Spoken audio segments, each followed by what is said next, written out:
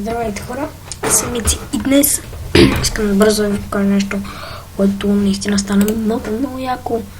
Вижте кой кейс ми се падна. Най-новият гама кейс. И вижте какво има.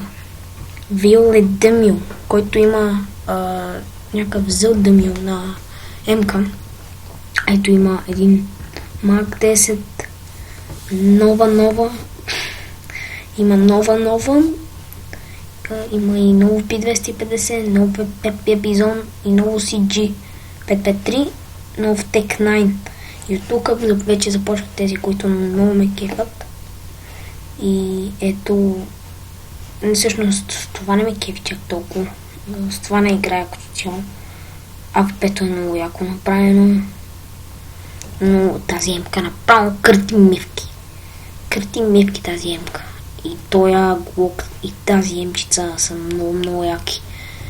Да, хора, исках да ви го кажа, защото играх, не свърших с много добър скор, но изведнъж само гледам цък и се сещам, че гама кейсът е най-новия и най-скъпия.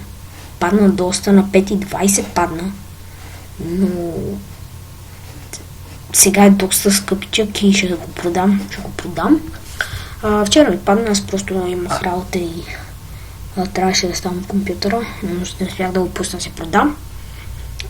Да го продавам и да, хора, това беше от клипа. Надявам се да ви е харесал. Извинявам се, че нямаше видео днес марта, ще качим втори епизод на Майнкрафт. Това беше и чао.